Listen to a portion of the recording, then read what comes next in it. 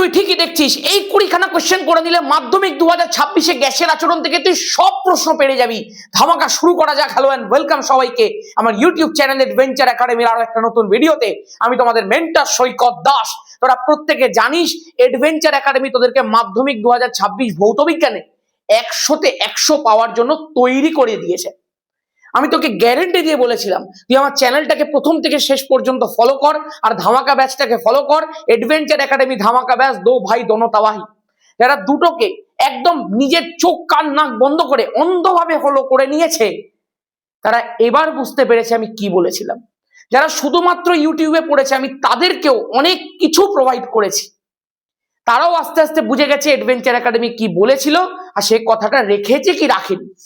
একদম শেষ মুহূর্তের আমাদের প্রিপারেশন চলছে। আমরা প্রত্যেকটা চ্যাপ্টার থেকে 20খানা করে কোশ্চেন দিচ্ছি, যেগুলোকে যদি তুই করে নিতে পারিস অ্যালং উইথ ইউর প্রিপারেশন, তুই মাধ্যমিকে 100তে 100 পেতে চলেছিস।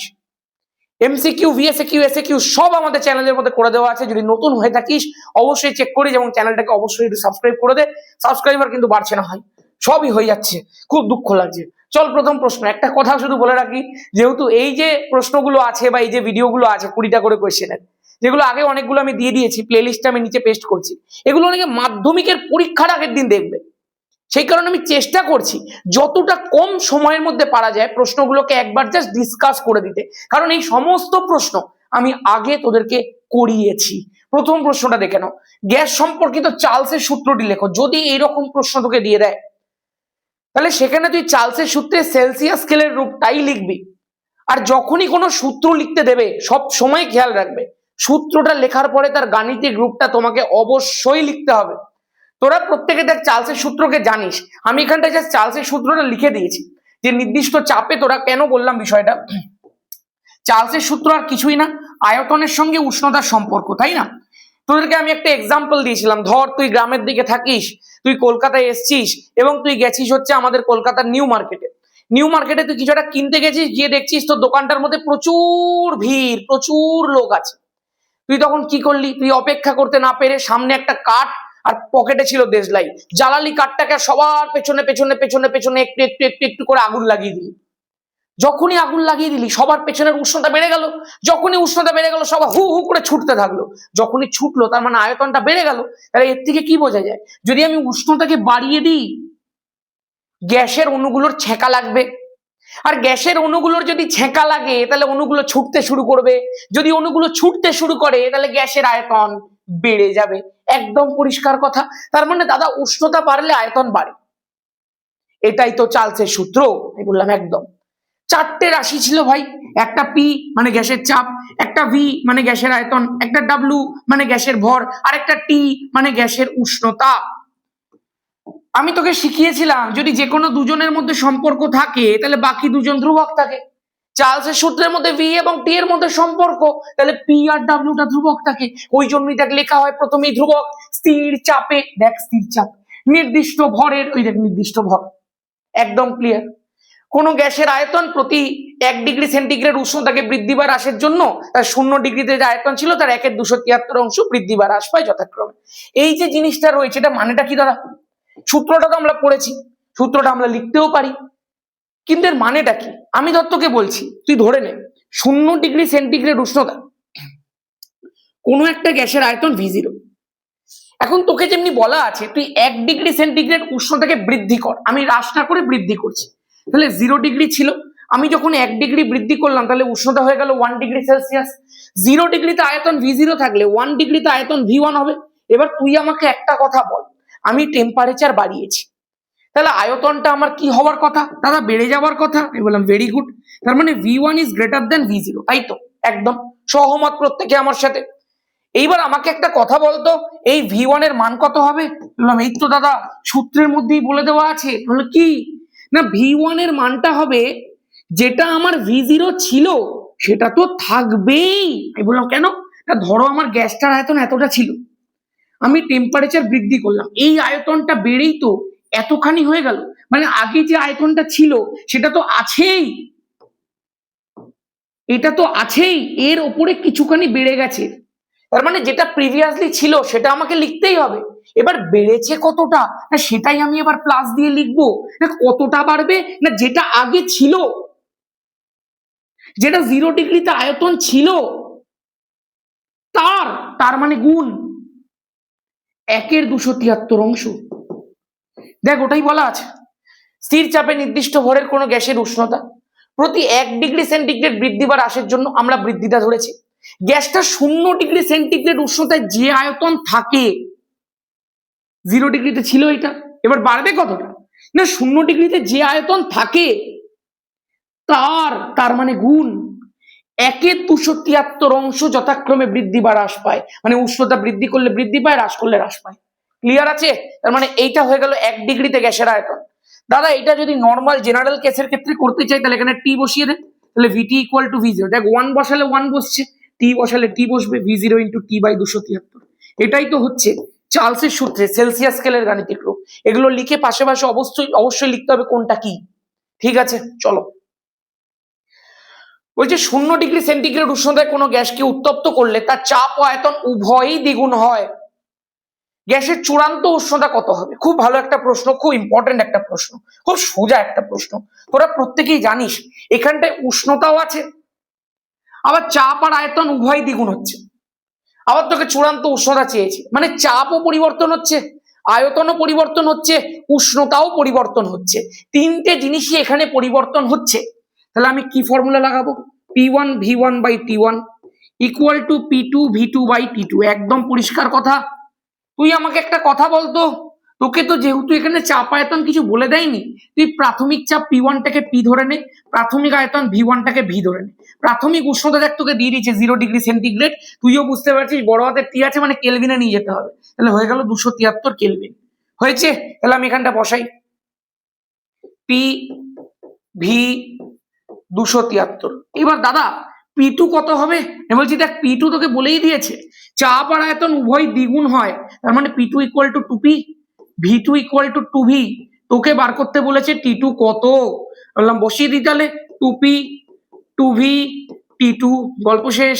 তাহলে তুই এক কাজ কর, PV কেটে গেল, PV কেটে গেল, তার মানে দাদা এখান থেকে T2 ভ্যালুটা থেকে যাবে 273 গুণ 4 হয়ে গেল 1092। আমি একবার রিচেক করি, 3 4 12 2 হাতে 1, 4 7 8 হাজার 1, 29 9 হাতে 2, 4 2 8 8 2 10। একদম এই গুণগুলোকে একটু মনে রাখিস। এইটা মানে 819 ডিগ্রি সেলসিয়াস হয়। একদম ক্লিয়ার আছে? চলো নেক্সট। Complete complete complete. প্রথম প্রশ্নটা ডান হয়ে গেছে। দ্বিতীয় প্রশ্নটা কি আছে? চার্লসের সূত্র থেকে পরম শূন্য উষ্ণতার মান নির্ণয় করো। দেখবি চার্লসের সূত্রে যখন আমরা গ্রাফটা আঁকি, সেই গ্রাফটা ঋণাত্মক উষ্ণতা অক্ষকে যে বিন্দুটার মধ্যে ছেদ করে সেটাই তো পরম শূন্য উষ্ণতা রে ভাই। তোকে যদি কেউ বলে পরম শূন্য উষ্ণতা মানেটা কি, মানে যে উষ্ণতায় কোনো একটা আদর্শ গ্যাসের আয়তন 0 হয়ে যায় তাকেই তো পরম শূন্য উষ্ণতা বলা হয়। তার মানে আমাকে যদি চার্লসের সূত্র থেকে এটার মান বার করতে বলে তাহলে আমি প্রথমে চার্লসের সূত্রটা লিখি। চার্লসের সূত্রটা কি? ভিটি ইকুয়াল টু V0 প্লাস, বা আমি কমন নিয়ে লিখি একবারে V0 1 প্লাস টি বাই 273। একদম ক্লিয়ার?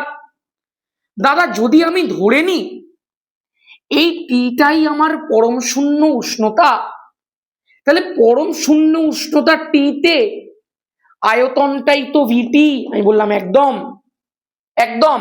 তুই যদি পরম শূন্য উষ্ণতার মানটা বার করতে চাস তুই ধরে নে তো টিটা পরম শূন্য উষ্ণতা, তাহলে পরম শূন্য উষ্ণতা অর্থাৎ দেখ এই টিতেই তো আয়তন ভিটি, তাহলে পরম শূন্য উষ্ণতায় যদি টি হয় তাহলে পরম শূন্য উষ্ণতা আয়তন ভিটি।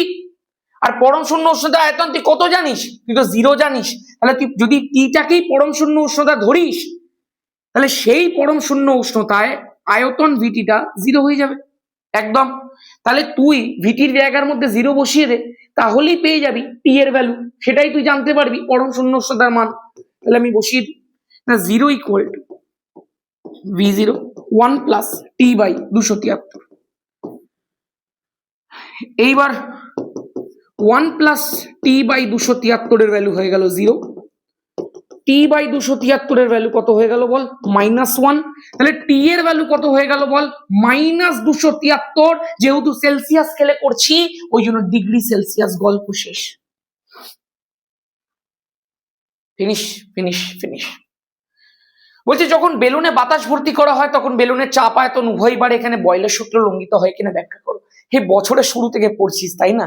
বয়েল বলেছিলেন যদি চাপ বাড়ে তো আয়তন কমবে, মানে একটা বাড়লে একটা কমবে, কিন্তু এখানে বেলুনের ক্ষেত্রে দুটোই একসাথে বাড়ছে। তুই যখন ফু দিচ্ছিস ভেতরে বায়ুর চাপও বাড়ছে, আবার বেলুনটার আয়তনও বাড়ছে। তো বয়েলকে সবাই গালাগাল করতে শুরু করে দিয়েছে যে এই কিছু জানে না, ভুলভাল সূত্র দিয়ে যে টেনে নামা। দাঁড়া ভাই দাঁড়া, বয়েল একটা কথা বলেছিলেন যে তার এই সূত্রটা ভি প্রপোর্শনাল টু 1/p টা অ্যাপ্লিকেবল হতে গেলে ভরটাকে স্থির থাকতে হবে রে। তুই যখন বেলুনটার মধ্যে মনের সুখে হাওয়া ভরছিস, ভরটা কি স্থির আছে? ভিতরে তো এন্তার বাতাস ঢুকছে, ভরই স্থির নেই, আর তুই বয়েলকে গালাগাল করছিস। কি অবস্থা ভাই! বয়েল বলবে আমি ওখানে ছিলামই না, আমি কি দোষ করলাম ভাই? তার মানে বয়েলের সূত্রটা এখানে প্রযোজ্যই নয়, তো লঙ্ঘিত হওয়ার তো প্রশ্নই ওঠে না। নেক্সট কোয়েশ্চেন বলছে পিভি ইকুয়াল টু এনআরটি সমীকরণ থেকে গ্যাসের আণবিক ওজন এবং ঘনত্ব কিভাবে নির্ণয় করা যায় তুমি বলো। দেখ ভাই খেয়াল কর, পিভি ইকুয়াল টু এনআরটি সমীকরণ আছে, তোরা প্রত্যেকেই জানিস এই এনটাকে একটুখানি W/M করেও লিখে দেওয়া যায়। তোরা কিন্তু সাইডে সাইডে প্রত্যেকটা জিনিসের নামগুলো সমেত কি সেটা উল্লেখ করে দিস। W মানে তোরা জানিস কোনো একটা গ্যাসের ভর, M মানে জানিস তার আণবিক বা মোলার ভর। এইবার আমাকে একটা কথা বল, কি কি বার করতে বলেছে? আণবিক ওজন বার করতে বলেছে, তাহলে সিম্পল এম বার করতে বলেছে, তাহলে এম এর ভ্যালুটা কি হয়ে যাবে বল? এম হয়ে গেল WRT ডিভাইডেড বাই এই পিভিটা পুরোটা। তাহলে এখান থেকে আমি খুব সহজে আণবিক ভর বার করে নিতে পারলাম। আরেকটা আমাকে দিয়েছে, দেখ ঘনত্ব কিভাবে বার করতে হয় বল। আমি আরেকবার লিখছি, পিভি ইকুয়াল টু, কি রে ভাই বোর্ড ফোর্ড কাজ করছে না কেন? পিভি ইকুয়াল টু W/M/RT একদম লেখা যায়। আচ্ছা আমাকে একটা কথা বলতো, ঘনত্ব মানে কি? ঘনত্ব ডি ইকুয়াল টু লেখা যায় ভর বাই আয়তন, মানে W/V। এই ভর বাই আয়তন করলে তবেই ঘনত্বটা আসে। তাহলে তুই এক কাজ কর না ভাই, তুই ভরের তলায় আয়তন বসা, বাকি সবকে এক সাইডে নিয়ে আয়। তো ভরের তলায় আয়তন এলো, PM চলে গেল উপরে আর RT চলে গেল নিচে, তার মানে হয়ে গেল W/V ইকুয়াল টু PM/RT। একদম পরিষ্কার, একটা 10-এর মাধ্যমিক দিতে যাচ্ছিস, তোদের কাছে এগুলো করা কোনো ব্যাপার না ভাই। তাহলে D ইকুয়াল টু কি বেরিয়ে গেল বল? PM/RT বেরিয়ে গেল। একদম ক্লিয়ার আছে প্রত্যেকের কাছে, ঘনত্বের সমীকরণ ফুল ডান আছে। ওকে, এখান থেকে বোঝাই যাচ্ছে ঘনত্ব চাপের সাথে সমানুপাতিক আর পরম উষ্ণতার সাথে ব্যস্তানুপাতিক, একদম ক্লিয়ার। বলছে এক মোল আদর্শ গ্যাসের ক্ষেত্রে PV/RT বনাম P লেখচিত্র অঙ্কন করো। খুব সুন্দর একটা প্রশ্ন, খুব সুন্দর একটা প্রশ্ন। দেখ আমি সবকটা লেখচিত্র তোদেরকে কভার করিয়ে দিয়েছি একটা ভিডিওর মধ্যে, সেই কারণে আমি বয়েলের সূত্র চার্লসের সূত্র থেকে লেখচিত্র রিলেটেড কোনো প্রশ্নকে আনিনি আজকে। সেগুলো সব ওই লেখচিত্রের ভিডিওটা দেখলেই ক্লিয়ার হয়ে যাবে। কোনো একক মাত্রা তেমন আনিনি, কারণ একক মাত্রা তুই আমার একক মাত্রা সেপারেট ভিডিও দেখলেই ক্লিয়ার হয়ে যাবে। এই লেখচিত্রটা কেন দিলাম? কারণ এইটা ওই লেখচিত্রের ভিডিওর মধ্যে নেই। এটা কি করে করতে হবে দাদা? আমি বলছি দেখ ভাই, এটা একটু out of the box question না, তোকে বলে দিই একটা সমীকরণ আছে পিভি ইকুয়াল টু এনআরটি, তোকে এখানে এক মোল গ্যাসের ক্ষেত্রে মেনশন করে দিয়েছে, তাহলে এন এর জায়গার মধ্যে 1 বসা, কারণ এনটা মোল। তাহলে পিভি ইকুয়াল টু কি হয়ে গেল বল? RT হয়ে গেল। তাহলে বল তুই যদি পিভির তলায় RTটাকে আনিস, মানে PV/RT করিস, তাহলে সেটা ইকুয়াল টু তোর 1 বেরোচ্ছে। তুই বলবি হ্যাঁ দাদা তাই বেরোচ্ছে। আচ্ছা বলতো 1টা তো একটা ধ্রুবক, 1 তো একটা কনস্ট্যান্ট ভ্যালু, তার মানে PV/RT এর ভ্যালুটা একটা ধ্রুবক বেরোচ্ছে। তার মানে PV/RT P এর উপরে নির্ভরশীল নয়। যে P এর সাথে যে প্লট করতে বলেছে, P এর উপরে তো নির্ভরশীল নয়। P এর মান যা খুশি হোক, এই PV/RT এর অনুপাতটা সর্বদাই একটা ধ্রুবক হবে। PV/RT এর মানটা একই হবে আদর্শ গ্যাসের ক্ষেত্রে। তোরা যখন 11-এ উঠবি, তোদেরকে যখন 11 কেমিস্ট্রি শেখাবো, তখন তুই দেখতে পাবি এই PV/RT রেশিওটাকে Z দিয়ে প্রকাশ করা হয়, কম্প্রেসিবিলিটি ফ্যাক্টর। সব তখন শেখাবো ভাই, কোনো চাপ নিস না, আস্তে আস্তে মাধ্যমিকটা হোক তারপরে সব শেখাবো। হেভি হেভি জিনিস আছে 11-12 কেমিস্ট্রি, মারাত্মক কেমিস্ট্রি। তোরা যে অর্গানিক কেমিস্ট্রি পড়েছিস না, অর্গানিক কেমিস্ট্রি কিছুই নেই তোদের। আসল অর্গানিক কেমিস্ট্রি 11-এ হালকা শুরু হচ্ছে, বেসিক অর্গানিক, পুরো অর্গানিক 12-এ আছে, ভরে ভরে অর্গানিক আছে। দেখতে থাক কি হতে থাকে। চল যেটা বলছি, পিভি বাই আর টি যদি 1 হয় মানে যদি ধ্রুবক হয়, তাহলে তো লেখচিত্রটা কেমন করে আঁকবো খেয়াল করবি। এই হলো, এখানটা আমি দিলাম পিভি বাই আর টি, আর এই জায়গাটার মধ্যে আমি দিলাম পি, কারণ পি এর রেসপেক্টেই তো প্লটটা করতে বলেছে। দেখ বনাম পি লেখচিত্র, তাহলে এইটা যাবে এরকম করে। কেন না, পি যখন এখানে তখনও পিভি বাই আর টির ভ্যালু এখানে, পি যখন এখানে তখনও পিভি বাই আর টির ভ্যালু এখানে, মানে পিভি বাই আর টির ভ্যালু পি এর পরিবর্তনের সাথে সাথে পরিবর্তিত হবে না, কারণ ওটা ধ্রুবক। আশা করতে পারি ক্লিয়ার আছে। নেক্সট, আচ্ছা আমি একবার দেখবো রেকর্ডিংটা ঠিকঠাক হচ্ছে কিনা। একদম রেকর্ডিং পারফেক্ট ঠিকঠাক হচ্ছে। চলো, বলেছে গ্যাসের গতীয় তত্ত্বের স্বীকার্যগুলি বিবৃত করো। ভাই এইসব কোশ্চেন আমি আর বলতে চাই না। গ্যাসের অণুগুলি বিন্দুভর সম্পন্ন, তাদের আয়তন পাত্রে, অবশ্যই কিন্তু আদর্শ গ্যাসের কথা বলা হচ্ছে, তাদের আয়তন পাত্রের আয়তনের তুলনায় নগণ্য। গ্যাসের অণুগুলি 0 থেকে অসীম পর্যন্ত যে কোনো মানের বেগ নিয়ে চলাফেরা করতে পারে। পাত্রের মধ্যে চলাফেরা করার সময় তারা পাত্রের দেওয়ালে নিজেদের মধ্যে অনবরত ধাক্কা খাচ্ছে। দুটো ধাক্কার মাঝখানে তারা যে গড় পথ অতিক্রম করছে তাকে গড় মুক্ত পথ বলছি। একটা ধাক্কার মধ্যে তারা গ্যাসের অণুগুলো যে দূরত্ব সরে যায় তাকে মুক্ত পথ বলছি। গ্যাসের অণুগুলো যে ধাক্কাটা খাচ্ছে, এইটা খুব ইম্পর্টেন্ট পয়েন্ট। এই যে ধাক্কাটা তারা খাচ্ছে, সেই ধাক্কাটার প্রকৃতি কেমন হয় বল? স্থিতিস্থাপক হয়। নিশ্চয়ই সবাই এগুলো এখন অন্তত জেনে গেছিস। ধাক্কাটা কিন্তু স্থিতিস্থাপক প্রকৃতির হয়, তার মানে ধাক্কার আগে আর পরে মোট রৈখিক ভরবেগ আর গতিশক্তি কিন্তু অপরিবর্তিত থাকে। এগুলো সব বইয়ের মধ্যে লেখা রয়েছে, সব তোরা জানিস। আর এটাও নিশ্চয়ই তোরা জানিস যে গ্যাসের অণুগুলোর যে মোট শক্তি হয় সেটা পুরোটাই গতিশক্তি, কারণ গ্যাসের অণুগুলোর মধ্যে কোনো আন্তঃআণবিক আকর্ষণ বা বিকর্ষণ বল থাকে না, তার ফলে তাদের কোনো স্থিতিশক্তিও থাকে না। ঠিক আছে, আচ্ছা আর যদি তোরা কিছু বলতে পারিস গ্যাসের অণুগুলোর গড় গতি শক্তি তাদের পরম উষ্ণতার সাথে সমানুপাতিক হয়, এগুলো তোরা সবাই বলতেই পারিস। তোরা এগুলো সব জানিস, স্বীকার্য তোরা বহুবার পড়েছিস, বছরের শুরু থেকে পড়ে আসছিস। ঠিক আছে, বলছে প্রমাণ উষ্ণতা এবং চাপে মানে এসটিপিতে 22.4 লিটার NH3 মানে 1 মোল অ্যামোনিয়া আর 22.4 লিটার CO2 মানে 1 মোল কার্বন ডাই অক্সাইড। কারণ আমরা প্রত্যেকে জানি এসটিপিতে 22.4 লিটার কোনো গ্যাস মানেই 1 মোল গ্যাস। যারা আমার ওই মোলের ভিডিওটা দেখেছিস তারা তো জানিস, বাকি যারা জানিস না, যারা ধামাকা ব্যাচে পড়ে ওরাও জানে, ওদেরকে পুরো মোল শিখিয়ে পুরো ধামাকা ব্যাচে পুরো রাসায়নিক গণনা শেখানো আছে। যারা জানিস না, যারা ওয়েট করে আছিস আমার জন্য যে আমি একটা রাসায়নিক গণনার ওয়ান শট দেবো তোদেরকে, তাদের অপেক্ষার অবসান ঘটতে চলেছে এই সোমবার অথবা মঙ্গলবার। রাসায়নিক গণনা আমাদের চ্যানেলের মধ্যে আসছে, যেখানে তোকে মূল কনসেপ্টটা খুব ছোট করে শিখিয়ে দিয়ে যেটুকু লাগবে সেটুকু তোকে আমি করিয়ে দেবো।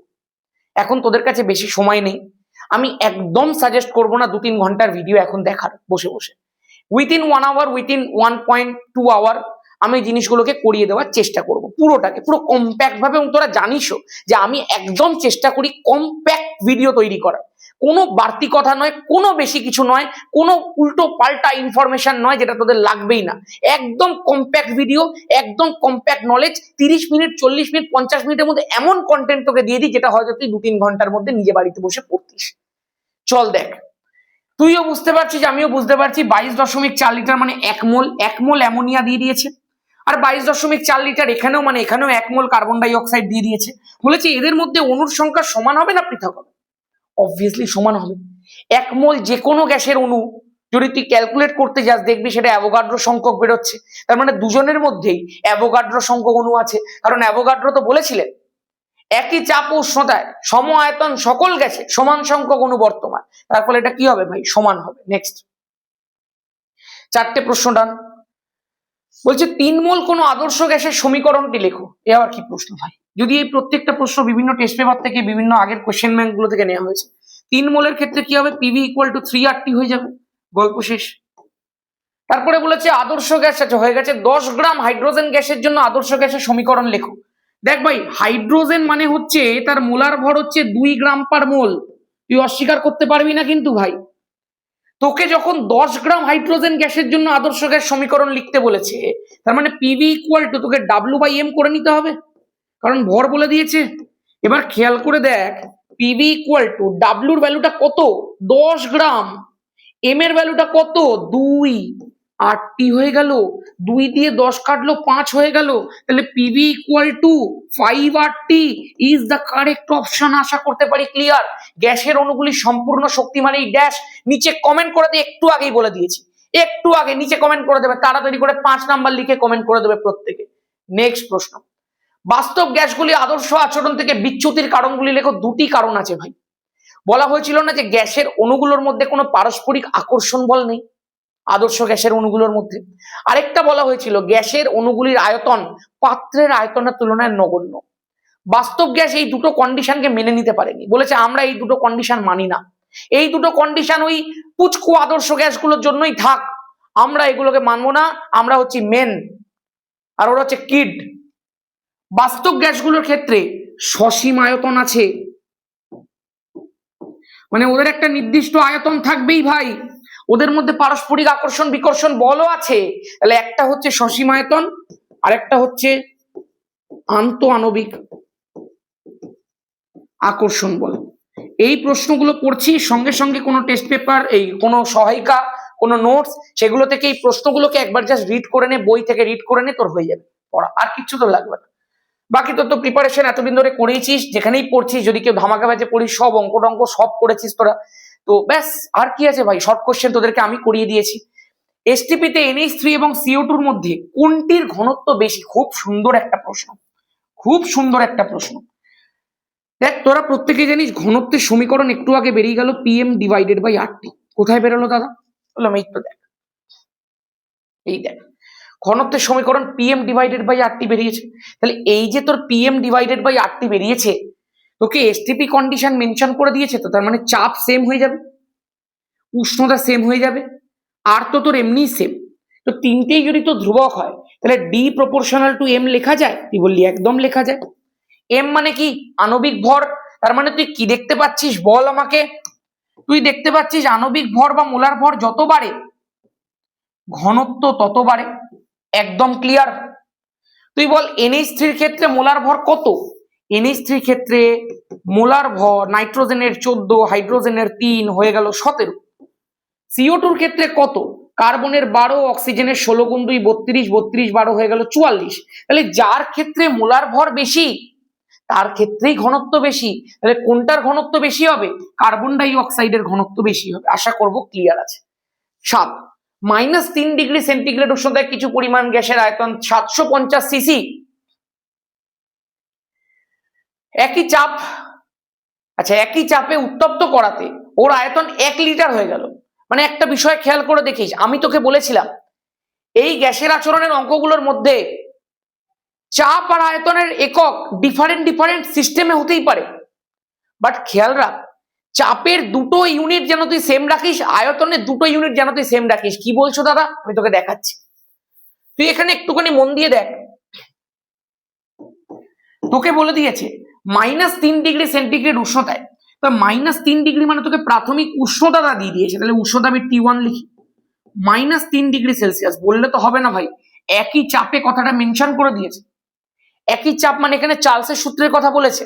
চার্লসের সূত্র যদি বলে তার মানে V1/T1 = V2/T2, এই ফর্মুলা আমাকে অ্যাপ্লাই করতে হবে। তাহলে আমি T1 এর ভ্যালুটা ডিগ্রি সেলসিয়াসে নিতে পারবো না, আমাকে কেলভিনে নিয়ে যেতে হবে। তাহলে 273 যোগ করে দে, তাহলে -3 + 273 হয়ে গেল 270 কেলভিন। একদম ক্লিয়ার। কিছু পরিমাণ গ্যাসের আয়তন কত বলে দিয়েছে? V1 এর ভ্যালু 750 সিসি। এইবার তোকে বলে দিয়েছে যদি একই চাপে আমরা উত্তপ্ত করি পুরো সিস্টেমটাকে, তাহলে তার আয়তনে 1 লিটার, তাহলে V2 এর ভ্যালু কত হয়ে যায়? 1 লিটার। 1 লিটার মানে 1 লিটার মানে হচ্ছে 1000 সেন্টিমিটার কিউব, কারণ এটাও তো তোকে সিসিতে দিয়ে দিয়েছে। আমি তোকে কি বলেছিলাম, তুই যদি V1 টাকে সিসিতে রাখিস, V2 টাকে লিটারে রাখিস, তোর সমস্যা কোথায় হবে? দাঁড়া তোকে সমস্যা দেখাই। অন্তিম উষ্ণতা চেয়েছে, তো ধর তোকে T2 চেয়েছে, তুই এখানে মনের সুখে বসা। তুই বসাচ্ছিস দাদা V1 হচ্ছে 750, T1 হচ্ছে 270, V2 হচ্ছে 1, T2 আমাকে জিজ্ঞাসা করেছে। কি সহজ অঙ্ক, কি সহজ অঙ্ক। একেবারে ভুল করছিস তুই। কেন জানিস? কারণ এখানে 750 এর এককটা হচ্ছে সেন্টিমিটার কিউব, কিউবিক সেন্টিমিটার, আর এইটার একক হচ্ছে তোর লিটার, এইটার হচ্ছে তোর কেলভিন। তুই আমাকে বলতো T2 এর একক কি করে বেরোবে? যদি এখানে কিউবিক সেন্টিমিটার নাই কাটতে পারে তো T2টার একক কেলভিন বেরোবে কি করে ভাই? সেই কারণে তোকে দুদিকের এককটাকে সেম রাখতে হবে ভলিউমের, যাতে ওগুলো কেটে যায়, যাতে টেম্পারেচারটা বেরোতে পারে। আমার কথাটা ক্লিয়ার হচ্ছে ভাই? এগুলো খুব ডিটেলে শিখতে হচ্ছে তোকে। তার মানে এইটা আমাকে 1 লিটার রাখলে চলবে না, আমাকে এটা করে নিতে হবে 1000 সিসি বা কিউবিক সেন্টিমিটার। এইবার তুই বসিয়ে নে। V1 এর ভ্যালু কত? 750। T1 এর ভ্যালু কত? 270 কেলভিন। V2 এর ভ্যালু কত? 1000 সিসি। T2 এর ভ্যালু কত তোকে বার করতে হবে।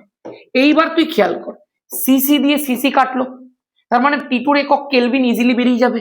শূন্য দিয়ে একটা শূন্য কাটলো, 25 দিয়ে কাট, 3 25 75, 4 25 100 হয়ে গেছে। 3 দিয়ে কাট, 3 9 27, শূন্য বেরিয়ে গেছে মানে 90। তাহলে টেম্পারেচার 2 মানে T2 এর ভ্যালু কত? 90 গুণ 4, 4 9 36, 360 কেলভিন। আশা করতে পারি একবারে তোর কাছে ক্লিয়ার আছে। ঠিক আছে, ঠিক আছে। চার্লসের সূত্র অনুযায়ী 1 ডিগ্রি সেন্টিগ্রেড উষ্ণতা বৃদ্ধিতে গ্যাসের আয়তন কত পরিমাণ বৃদ্ধি পায়? আমি তো একটু আগে তোকে দেখালাম V1 এর ভ্যালুটা V0 প্লাস বাড়লো কতটা? V0 1 এর 273 অংশ। তার মানে বেড়েছে কতটা? V0 by 273। আশা করব ক্লিয়ার। এটা মাধ্যমিকে এসেছিল। 8 নম্বর প্রশ্ন, চার্লস এবং বয়েলের সূত্র বিবৃত করার সময় নির্দিষ্ট ভরের গ্যাসের কথা উল্লেখ করতে হয় কেন? ভর এমন একটা রাশি যার মাধ্যমে চাপ আর আয়তন দুটোই প্রভাবিত হয়। কোনো গ্যাসের ভর চেঞ্জ করলে তার চাপ আর আয়তন দুটোই পরিবর্তিত হয়। সেই কারণেই চার্লস আর বয়েলের সূত্র মেনশন করার সময় নির্দিষ্ট ভর কথাটা তোকে উল্লেখ করতেই হবে। যেমনি তোরা বেলুন ফোলানোর সময় তো দেখেছিস, যদি ভর বাড়িয়ে দিস তাহলে চাপটাও বাড়ছে, আয়তনটাও বাড়ছে। ক্লিয়ার? বলছে গ্যাসের আয়তন উল্লেখ করার সময় উষ্ণতা ও চাপ দুটোই উল্লেখ করা হয় কেন? খুব স্বাভাবিক কথা ভাই। যদি আমরা আয়তন উল্লেখ করি, উষ্ণতা যদি উল্লেখ না করি তাহলে কি হবে? উষ্ণতা যদি আমি বাড়িয়ে দিই তাহলে আয়তনটা বেড়ে যাবে, মানে উষ্ণতার উপর আয়তন নির্ভর করে। চাপ যদি আমি বাড়িয়ে দিই তাহলে আয়তনটা কমে যাবে, মানে চাপের উপরেও আয়তনটা নির্ভর করছে। তো আয়তন এই দুটো বিষয়ের উপরেই নির্ভর করে, উষ্ণতার উপরেও করে, চাপের উপরেও করে। এই জন্য তো আয়তন উল্লেখ করার সময় উষ্ণতা চাপটাকে উল্লেখ করতেই হবে ভাই। ঠিক আছে। প্রমাণ চাপের মান কত এসআই পদ্ধতিতে জিজ্ঞাসা করেছে, আমি তোকে সব পদ্ধতিতে লিখে দিচ্ছি। 1.013 ইন্টু 10⁶ ডাইন পার সেমি স্কোয়ার, এটা হয়ে গেল সিজিএস এ। 1.013 into 10⁵ newton per metre square বা পাস্কাল, এটা হয়ে গেল এসআই তে। 1.013 বার, এটা হয়ে গেল বার এককে। তাহলে তুই এইটা থেকে আমাকে একটুখানি বলে দেখাতো 1 বার মানে কত ডাইন পার সেমি স্কোয়ার, আর 1 বার মানে কত নিউটন পার মিটার স্কোয়ার। একটুখানি এগুলো থেকে আমাকে বলে দেখা। ক্লিয়ার আছে? নেক্সট, একটি আদর্শ গ্যাসের ক্ষেত্রে পিভি ইকুয়াল টু কেটি সম্পর্ক দিয়ে প্রতিষ্ঠা করো। এগুলো তোদের কাছে এখন বাচ্চাদের মতো প্রশ্ন হয়ে গেছে, তোরা প্রত্যেকেই পারবি এগুলো করতে। পিভি ইকুয়াল টু কেটি মানে বুঝতেই পারছিস চার্লস আর বয়েলের মিলিত সূত্র। তাহলে আমরা প্রথমে লিখবো বয়েলের সূত্রানুযায়ী। নিয়ে আমরা বয়েলের সূত্রটাকে এক লাইনে লিখে দেবো উইথ প্রপার মেনশন, যে কোনটা আয়তন ব্র্যাকেটের মধ্যে সে আয়তনটা ভি লিখে দেবো, কোনটা চাপ ব্র্যাকেটের মধ্যে পি লিখে দেবো, সেটা কিন্তু যেন অবশ্যই আমার সূত্রের মধ্যে মেনশন থাকে। আমি তারপরে লিখতে পারবো ভি প্রপোর্শনাল টু 1/p। একদম ক্লিয়ার? তারপরে কি লিখবো বল? চার্লসের সূত্রানুযায়ী। যখনই কোনো সূত্র লিখবে অবশ্যই কেলভিনেরটা লিখবে। চার্লসের সূত্রানুযায়ী এই ধরনের প্রমাণের ক্ষেত্রে নিয়ে তুমি চার্লসের কেলভিন স্কেলের সূত্রটা এক লাইনে লিখে দিলে, লিখে দেওয়ার পর তুমি ভি প্রপোর্শনাল টু টি করলে। অবশ্যই এখানে কি কি ধ্রুবক থাকে সেগুলো লিখবে কিন্তু। হ্যাঁ, এইবার দুদিকেই ভি আছে, তাহলে দুদিকে ভি যখন 1 আর 2 কে যৌগিক ভেদের মাধ্যমে জুড়ে পাই, V proportional to 1/p into T মানে হচ্ছে টি/পি হয়ে গেল। তাহলে এখান থেকে আমি লিখতে পারি V equal to K into টি/পি। একদম ক্লিয়ার? তাহলে পিভি ইকুয়াল টু কেটি এখান থেকেই প্রমাণ হয়ে যাচ্ছে। এইটা থেকে তোকে আরেকটি এক্সটেন্ডেড প্রমাণ দিতে পারে, PV by T equal to ধ্রুবক। তার মানে যে কোনো আদর্শ গ্যাসের ক্ষেত্রে পিভি বাই টিটা ধ্রুবক হয়। তাহলে সেক্ষেত্রে আমরা লিখতে পারি, যদি দুখানা গ্যাস থাকে তাহলে P1 V1 by T1 equal to P2 V2 by T2। প্রত্যেকের কাছে নিশ্চয়ই এটা ক্লিয়ার আছে খুব ছোটবেলা থেকেই। নেক্সট, সিজিএস এককে আর এর মান নির্ণয় করো। ইউজুয়ালি দেয় না এইসব প্রশ্ন, বাট কোনো একটা পেপারের মধ্যে এটা দিয়েছে, নির্ণয় করতে বলেছে। তো নির্ণয় করব কি করে? পিভি ইকুয়াল টু এনআরটি আমরা লিখি, তাহলে আর ইকুয়াল টু কি লেখা যায়? পিভি বাই এনটি লেখা যায়, একদম পরিষ্কার। এখন দাদা যখন নির্ণয় করতে বলে আমাকে আবার সিজিএস পদ্ধতিতে, তাহলে আমি সিজিএস পদ্ধতিতে প্রেসারের ভ্যালু লিখবো, প্রমাণ বায়ুমণ্ডলীয় চাপের ভ্যালু লিখ ভাই 1.013 ইন্টু 10⁶ ডাইন পার সেমি স্কোয়ার ইন্টু ভি এর ভ্যালু কত লিখবো? আমি বলছি তুই এক কাজ কর, তুই এই এনটাকে 1 মোল নিয়ে নে। তাহলে এনটাকে যখন আমরা 1 মোল নিয়ে নিলাম, সেই 1 মোলের করেসপন্ডিং ভলিউম লিখবি প্রমাণ কন্ডিশনে এসটিপিতে। এসটিপিতে 1 মোল যে কোনো গ্যাসের আয়তন কত হয়? 22.4 লিটার হয়। কিন্তু দাদা লিটার তো আমি নিতে পারবো না। কেন? কারণ এখানে সেন্টিমিটার স্কোয়ার আছে, সেন্টিমিটার দিয়ে সেন্টিমিটারকে কাটাতে হবে। ওই জন্য আমি এক কাজ করি, আমি লিটারটার পরিবর্তে একে 10 কিউব দিয়ে গুণ করে সেন্টিমিটার কিউব লিখে দিই। আমি বললাম ভেরি গুড। আচ্ছা দাদা টিটা কত হবে? আমি বলছি এসটিপিতে টেম্পারেচার কত হয়? 273 কেলভিন হয় না রে ভাই? একদম মনে পড়ে গেছে, 0 ডিগ্রি সেন্টিগ্রেড মানেই তো 273 কেলভিন। ক্লিয়ার? এবার এই পুরোটাকে তুই গুণ করলি আর এর ভ্যালু পেয়ে যাবি। দেখ সেন্টিমিটার স্কোয়ার দিয়ে সেন্টিমিটার কিউব কাটলে একটা সেন্টিমিটার পড়ে থাকে, সেই ডাইন আর এই সেন্টিমিটারকে যদি তুই গুণ করিস তাহলে তোর আর্গ বেরিয়ে যাচ্ছে। তাহলে তোর যাই ভ্যালু বেরো তার ওপরে যেটা বসবে সেটা হচ্ছে আর্গ, নিচে আছে মোল আর কেলভিন, তাহলে ওপরে উঠলে কি হয়ে যাবে? Mole inverse, kelvin inverse. একদম ক্লিয়ার আছে। এবার ভ্যালুটা কি করে বার করতে হয় একটুখানি দেখেন। 1.013 এখানে টু দি পাওয়ার দেওয়া যাবে বলে আমার মনে হচ্ছে না, 10 টু দি পাওয়ার, যাই হোক টু দি পাওয়ার দেওয়া যাবে না, তোরা নিজেরা বাড়িতে কর, বাড়িতে করে তুই দেখতে পাবি তোর এই ভ্যালুটাই আসবে 8.31। লাস্টের 4টা সামথিং একটু বেশি আসতে পারে কারণ এখানে এক্সাক্ট ভ্যালুগুলো নেওয়া নেই। আমি লিখে দিচ্ছি 8.314 ইন্টু 10⁷ আর মোল ইনভার্স কেলভিন ইনভার্স। একদম ক্লিয়ার আছে প্রত্যেকের কাছে। নেক্সট, আদর্শ গ্যাস বাস্তব গ্যাসের মধ্যে পার্থক্য কি? আদর্শ গ্যাসগুলো যে কোনো অবস্থায় পিভি ইকুয়াল টু এনআরটি সমীকরণ মেনে চলে, বাস্তব গ্যাসগুলো মানে না। আদর্শ গ্যাসের অণুগুলোর মধ্যে কোনো আকর্ষণ বিকর্ষণ বল নেই, বাস্তব গ্যাসের আছে। আদর্শ গ্যাসের অণুগুলোর আয়তন পাত্রের আয়তনের তুলনায় নগণ্য, কিন্তু বাস্তব গ্যাসগুলোর অণুগুলোর সসীম আয়তন আছে। একদম ক্লিয়ার। অ্যাভোগাড্রো সূত্রের অনুসিদ্ধান্তগুলো বিবৃত করো। দেখ ভাই অ্যাভোগাড্রো সূত্রের 3টে অনুসিদ্ধান্ত খুব ফেমাস। প্রথম, নিষ্ক্রিয় গ্যাস ছাড়া অন্য যে কোনো মৌলিক গ্যাসীয় অণু দ্বিপরমাণুক হয়। মৌলিক গ্যাসীয় অণু মানে হাইড্রোজেন, নাইট্রোজেন, অক্সিজেন, যে কোনো মৌলিক গ্যাসীয় অণু দ্বিপরমাণুক হয়। কাদেরকে ছাড়া? নিষ্ক্রিয় গ্যাসকে ছাড়া। দ্বিতীয়, আণবিক ভর ইকুয়াল টু 2 গুণ বাষ্প ঘনত্ব, এটাও কিন্তু অ্যাভোগাড্রো সূত্ররই অনুসিদ্ধান্ত। 3 নম্বর, একই চাপ বা বলতে পারিস প্রমাণ চাপে এবং উষ্ণতায় মানে এসটিপি কন্ডিশনে 1 মোল যে কোনো গ্যাস 22.4 লিটার আয়তন অধিকার করে এবং এটাকেই মোলার আয়তন বলা হয়ে থাকে। এই 3টে হচ্ছে অ্যাভোগাড্রো সূত্রের অনুসিদ্ধান্ত। জাস্ট একবার ডিসকাস করে দিলাম, প্রত্যেকটা জিনিসই তোরা পিডিএফ আকারে 3টে গ্রুপের মধ্যে পেয়ে যাবি। এবং আমি আরো একটা কথা বলে রাখছি, একটা মক টেস্ট আমি ফ্রি দেব বলেছিলাম, কিভাবে দেব? তোরা প্রত্যেকে প্লে স্টোরের মধ্যে যাবি, এডভেঞ্চার, এডভেঞ্চার কেন, education plus adventure, adventure academy অ্যাপটা ডাউনলোড কর। ওই অ্যাপের মধ্যে দেখবি একটা ফ্রি মেটেরিয়াল সেকশন আছে। ওই ফ্রি মেটেরিয়াল সেকশনটা এই দিকে খুলে যাবে তোর, ওই যে এই বাঁ দিকে দেখবি একটা সেকশন থাকবে, ওখানে ডটের মধ্যে ক্লিক করবি, দেখবি খুলে যাবে ওই পেজটা। ফ্রি মেটেরিয়াল সেকশনটার মধ্যে ক্লিক করবি, দেখবি ওই ফ্রি মেটেরিয়ালটাতে আমি অলরেডি পর্যায় সারণীটা ফুল ডিটেল সলিউশন আপলোড করে দিয়েছি। আমার কিন্তু নিজে সলিউশনটা করিনি, একটা স্টুডেন্ট করেছে, আমার দেখেছি যে পরপর পরপর সুন্দর হাতের লেখায় লিখেছে, আমি ওটা আপলোড করেছি।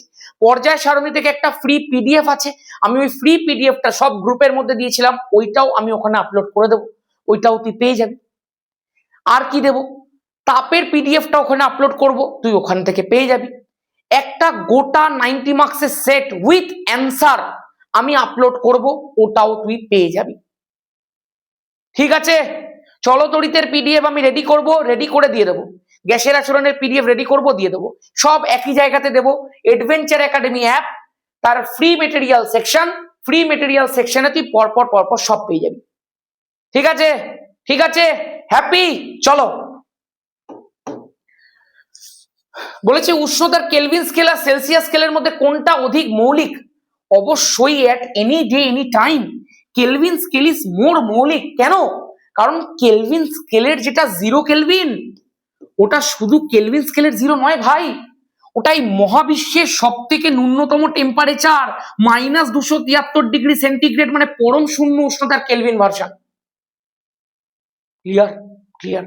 চলো, 10টা প্রশ্ন আমাদের শেষ। এবার এমন একটা প্রশ্ন আসে যেগুলো আছে যেটা অনেক ছেলে মেয়ে পারে না। আমি একবার দেখবো পারফেক্টলি রেকর্ড হচ্ছে কিনা। সময়টা অনেকটা লেগে যাচ্ছে কিন্তু ভিডিওটাতে, আসলে ডিসকাস গুলো করতে হচ্ছে না। যদি ডিসকাশন এত না করতে হতো তাহলে তো আমি এক্ষুনি করে দিতাম। তাও যতটা পারছি প্রিসাইজলি একদম ছোট ছোট করে বলার চেষ্টা করছি। আর্দ্র বায়ু শুষ্ক বায়ুর মধ্যে কি পার্থক্য ভাই, বা কোনটা ভারী ব্যাখ্যা করতে হবে? তুই খেয়াল কর আজকে শুষ্ক বায়ুর কথা। শুষ্ক বায়ুর মধ্যে কি থাকে? নাইট্রোজেন থাকে আর অক্সিজেন থাকে। আর আর্দ্র বায়ুর মধ্যে কি থাকে বল? ওই সেম পরিমাণ নিচ্ছে, কিন্তু দেখে হয়তো মনে হচ্ছে এটা বড়, বাট সেম নিয়েছি। আর্দ্র বাতাসকে তুই এরকম ভাবে ভাগ করে দে, নাইট্রোজেন থাকে, অক্সিজেন থাকে, এবং একটুখানি ঢুকে পড়ে জলীয় বাষ্প। এই জলীয় বাষ্পটা যে ঢুকে পড়েছে সেটা তো কিছুটা নাইট্রোজেন আর কিছুটা অক্সিজেনকে বার করে ঢুকে পড়েছে রে ভাই, কারণ এইটারও যা আয়তন এটারও তাই আয়তন। একদম ক্লিয়ার? এবার তুই চিন্তা করে দেখ, একদম রিয়েলিস্টিক সিচুয়েশন। একটা ঘরের মধ্যে 5 জনই থাকতে পারে, একটা ঘরে 5 জনই থাকতে পারে, সে যতই ওজন হোক না কেন। তুই কি করলি? ওই 100 কেজি ওজনের 5 জনকে ঢুকিয়ে দিলি। তাহলে বল ঘরটার মধ্যে টোটাল কত কেজি আছে? 500 কেজি। এবার তুই কি করলি? একটা 100 কেজির মানুষকে বার করে একটা 20 কেজির মানুষকে ঢুকিয়ে দিলি। 20 কেজির মানুষ নয়, কুকুরকে ঢুকিয়ে দিলি। তাহলে তুই বল এখন ঘরের মধ্যে টোটাল ওজন কত আছে? 400 তো ছিলই, আরো 20 ঢুকেছে, 420 আছে। আগে কত ছিল বল? আগে ছিল 500। একজন 100 বার করে তুই যখন 20 ঢুকিয়েছিস, এখন কত আছে বল? 420। তাহলে ওভারঅলটা কি হয়ে গেল বল? কমে গেল দাদা। এখানেও সেম ব্যাপার ঘটছে রে ভাই। কিভাবে? তুই চিন্তা করে দেখ, নাইট্রোজেন আছে আর অক্সিজেন আছে। নাইট্রোজেনের আণবিক ভর বা মোলার ভর 28, তাহলে বাষ্প ঘনত্ব কত? 14। অক্সিজেনের মোলার ভর কত? 32, বাষ্প ঘনত্ব কত? 16। এই 14 আর 16 বাষ্প ঘনত্ব যুক্ত গ্যাস এখানটায় রয়েছে। তুই কি করছিস?